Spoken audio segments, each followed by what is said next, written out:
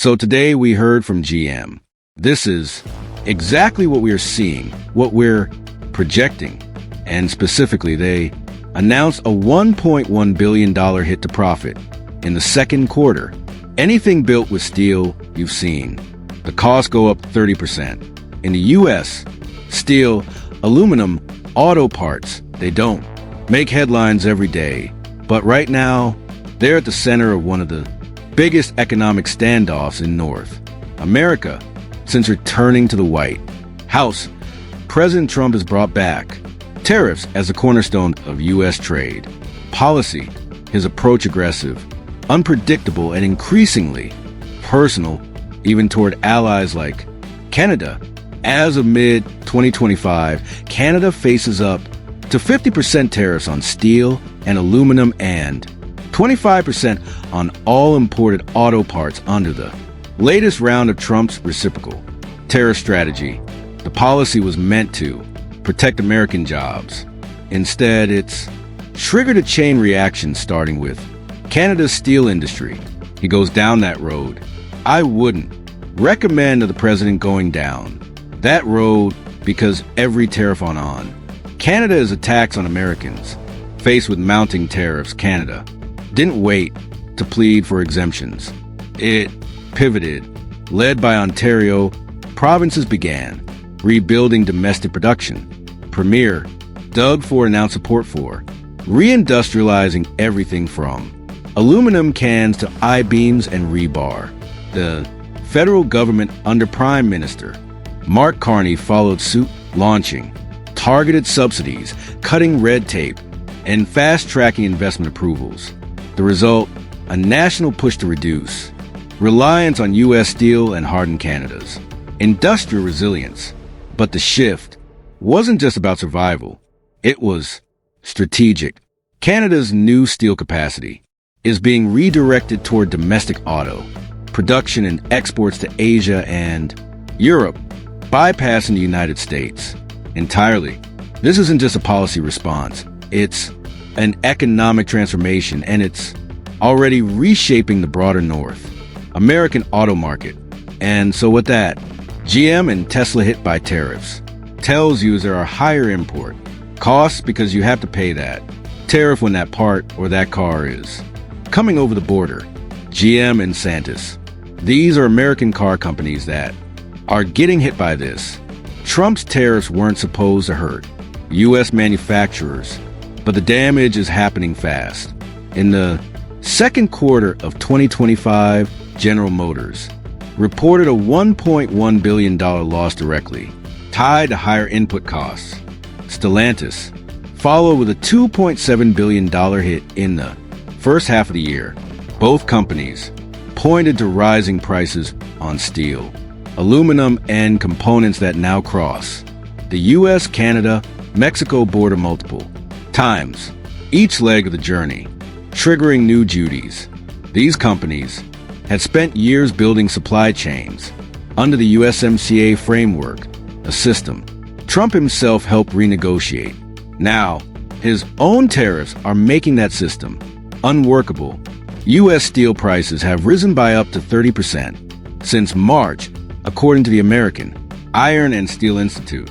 For automakers, that translates into an added $2,000 to $4,700 in production costs per vehicle. Companies tried to cushion the blow with limited-time employee pricing incentives, but those savings can't cover billion-dollar quarterly losses. And there's another layer: inflation. Economists from the Congressional Budget Office warned that increased production costs in the auto sector could push up overall consumer inflation in the second half of 2025. No deal is better than a bad deal because Canada is in a position where it can afford to be patient. The most important thing that we can remember that is true about Canada that is not necessarily true for other countries is no deal is better than a bad deal. As Canadian provinces unite around Carney's negotiating position, the contrast with Washington couldn't be starker. Trump continues to float tariff figures anywhere from 15% to 50%. depending on what country he says is friendly or not getting along. In recent weeks, Japan and the UK have each accepted 15% tariff deals. But Canada, the US's largest single buyer of goods, is holding out. Why? Because every Canadian premier, regardless of political party, now agrees no deal is better than a bad deal, and a bad deal would lock in tariffs that could industries for decades.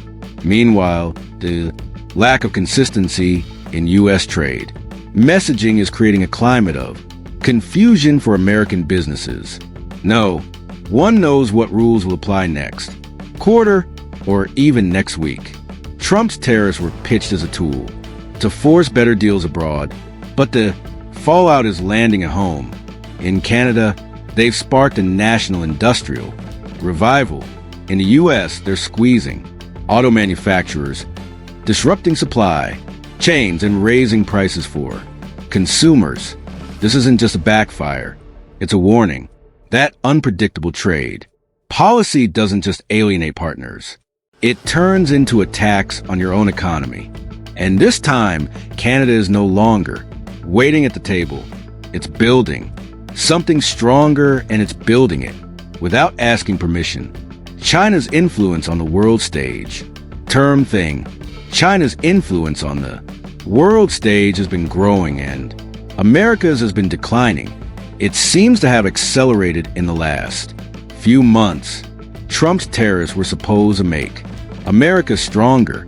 Instead, they've exposed just how much leverage the country has already lost, not only in global trade, but in global leadership. The numbers for the full year should have gone up, but because of tariffs, companies withdrew their guidance and left to their own devices. Wall Street cut numbers for the full year, expecting tariffs were going to take a big bite out of business. President Donald Trump returned to office promising to finish what he started: break global trade dependencies, revive American manufacturing, and force allies into reciprocal trade deals. His signature weapon: tariffs. On April 2nd, what he called Liberation Day, the administration announced sweeping tariffs of 10 to 50% on over 100 countries. Canada faced 35%, the EU 30%, China 50%. But instead of forcing trade partners to fold, the strategy is falling flat. According to Morgan Stanley Investment Management, U.S. companies in Q2 2025 showed stronger than expected earnings, not because tariffs helped, but because Wall Street had slashed expectations too sharply earlier in the year. Companies had withdrawn guidance out of caution, assuming tariffs would bite deep, but those fears didn't fully materialize. What did happen? Supply chains rerouted, costs shifted, and a wave of confusion left investors cautious. Strategy: boosting trade with Mexico and the EU, slashing exposure to U.S. supply chains and coordinating regional alternatives. Tourism from Canada to the U.S. dropped over 40% in June, according to international booking platforms. Some provinces banned American alcohol from public events, and Canadian consumers quietly began choosing differently. Trump's tariff-first doctrine was designed to project power, but in practice, it's revealed a painful truth. Power doesn't come in S. What Trump promised as strength is starting to look like isolation, and the world is moving on with or without the United States. Canada's energy role: U.S. President Donald Trump showing no signs of backing down from his tariff agenda as old complaints about Canada surface again, adding to the already tense relationship. Still, the Trump administration insists this is not the end of free trade with its neighbors. When U.S. Commerce Secretary Howard Lutnick said that free trade with Canada is still possible, many were surprised. After months of tariff threats, some reaching 35%, the tone suddenly seemed less absolute. But the question isn't whether Trump changed his mind. It's why something clearly shifted behind closed doors. Because even as Trump keeps the pressure high, Ottawa may be holding a card that Washington can't afford to lose. That card, Canada's role in energy and more specifically uranium.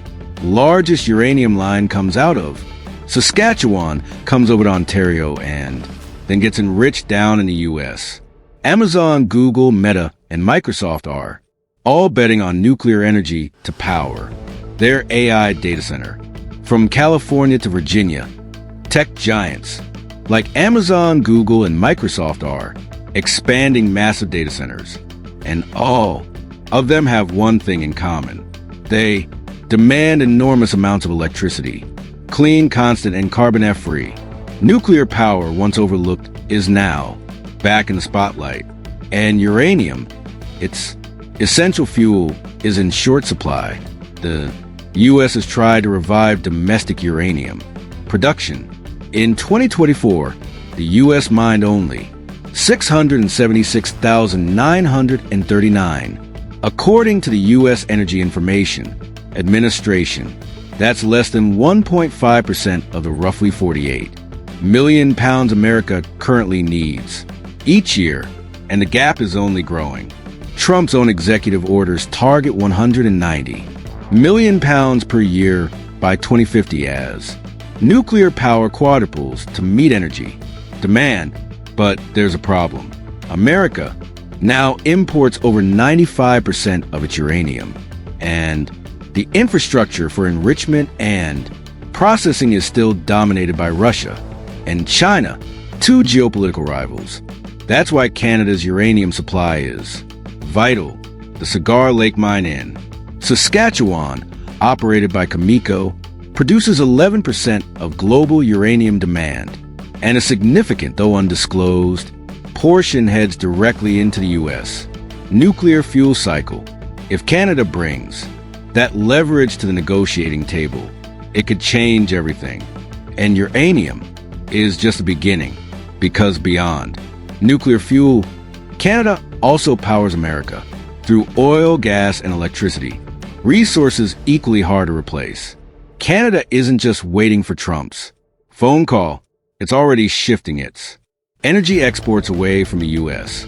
In July 2025, Canada shipped its first liquefied natural gas LNG cargo to South Korea from the massive LG Canada terminal in British Columbia, with more LNG projects under development like Cedar LNG and Woodfibre LNG. Canada is building new energy corridors to Asia.